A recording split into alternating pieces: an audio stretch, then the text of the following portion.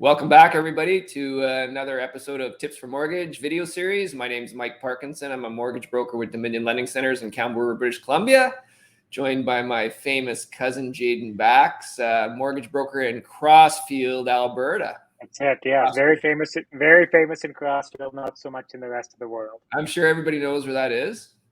Exactly. It's a landmark. It's like Paris or Hong Kong. Everybody knows where Crossfield is. Exactly. Yeah. How's the weather out there today? Yeah, it's one of those crappy days, but it's beautiful and snowing, and I just have resolved not to leave the house. So was minus 23 earlier, down to minus 12, which isn't so bad, but just one of those nice, fluffy, blowing snow days. Well, you know what? The last few days this weekend, we had a bunch of snow here, and we still have snow. So it's You guys. yeah, but it'll go away in a day. That's usually what happens out here. So it's perfect, right? You get the warm weather come and it melts like crazy. I was talking to my boy today, and he said, "Well, will March be spring?" And I said, "Well, no. Today was March 1st. Does it look like spring, buddy?" So we're still waiting on that a little way, but life is good. Life is good. Anyways, let's get on to what's happening with mortgage rates. We just did a video last week about it, but let's talk a little bit about the GDP numbers that came in fourth quarter of 2022, much lower than they were expected. They were forecasting 1.3%, and they came in at 0% flat. So really, the economy is not growing at all, which we kind of have been suspecting over the last few months. But with lagging data, I think these numbers are all going to get revised and changed moving forward. So what does that really say about things, Jay? Well, it's just really interesting to me that the last three major announcements that would affect the Bank of Canada's decision making have been huge surprises to them every time, right? So, number one, we start off without jobs, and all of a sudden, the market is scared again. Okay, now we're going to have to raise rates because job creation was 10 times what we were expecting it to be. And so way out of line with what we were expecting. And then inflation, we expected inflation to be around 6.1, 6.2%. It comes in at 5.8, well below where we thought it was going to be as well. And now GDP, same thing. There was no way, nobody was calling for flat GDP right now. Everybody was kind of both that you said 1.2, 1.3%.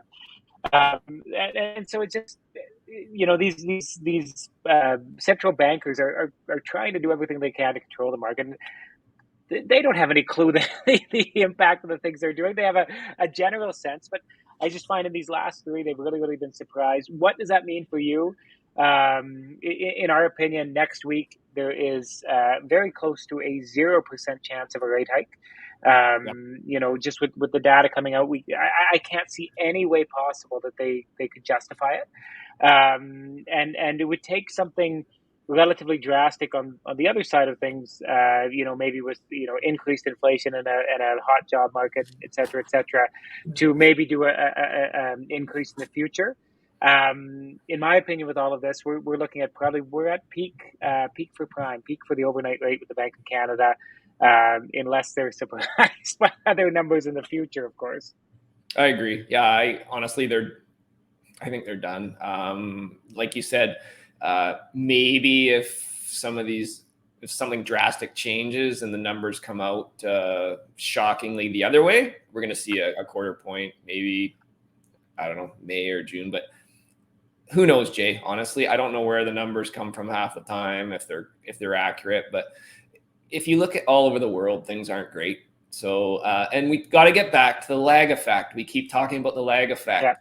Yeah. It takes at least 12 months for these rates to start coming through the system. Well, they're just starting to filter through now, and the rate hikes were ginormous. Like, they're huge, right? The fastest they've grown in 50 years or whatever it is. It's crazy, right? And we're not even seeing really the impact of those huge hikes yet, right? Like, these are the small hikes that preceded the 1% hikes, the 3/4 point hikes that happened later, right? So yeah, we're really starting to funnel through the economy. But it's funny that the numbers on the other side, when you look at the states, they're definitely looking at rate hikes, and that's caused a little bit of a impact on our bond market, which is where we brought up some fixed rates a bit, hey?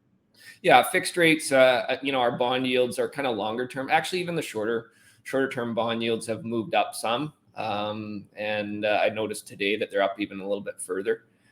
So basically, on the premise that they think the U.S. is going to continue to raise their fixed rates as well as their variable short-term rates.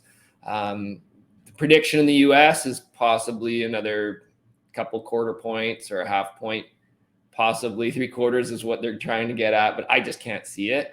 If you really peel back the onion, as they say, then things are starting to look not great. Again, it's the lag effect. I think their numbers are going to get totally revised moving forward. I think the next big domino to fall is going to be unemployment, and that's really what's going to make things change, the narrative change. So, and again, it's a lag effect. It takes time, right? It takes time for this. It takes time for housing, for rents to come out and get revised. We're just starting to see corporate profits are going to start to come down. We talked about with the Walmart and the Home Depot numbers came in much weaker. And then eventually they're going to have to start laying off. So things like that happen. It just takes time. So what we're getting at is we think that they're very close to where to the height, the ceiling. And I think I still believe that this time next year we're going to see. I think we'll see lower rates. What are your thoughts? Well, absolutely. And I think one of the things that we were talking about earlier as well is that there's a tendency for the Canadian market to follow pretty closely to the American market. And I think we're seeing in this situation, that's not necessarily going to continue to happen, right? So I think there's going to be some divergence if the American central bank continues to do what they're doing and goes up. I don't see the Bank of Canada following. I also think that the bond market is going to react to that. And we're going to likely see maybe a little bit of a pullback on fixed rates in the kind of the medium term here as well. So, for those of you that are looking or thinking about buying right now, you're scared off by rates. If you can afford it now, you can afford it in the future because we're about as high as we can possibly get. Yeah. Mike and I have put a lot of effort in the last year to kind of game planning. What does it look like? What's the best strategy in terms of, do we go a 5-year or a 3-year variable? Are you better off in a 1 or 2 year fix? And if you're most comfortable with that higher that higher rate 5-year fix, because that's just, you want some certainty for the next 5 years, we're happy to help you with that as well. So if you're thinking about buying, refinancing, maybe clearing up some debt, anything like that, but you're worried about rate, we'd love to hear from you, love to talk to you. Call Mike in BC, call me in Alberta. And if you're anywhere else in the country, we're happy to give some general advice and then, maybe refer you out to a local partner as well to help close the deal. So thanks for having us today. Thanks for having me, Mike. And we'll see everybody next week. It's been fun, Jay. Thanks. We'll see you next week. Take care.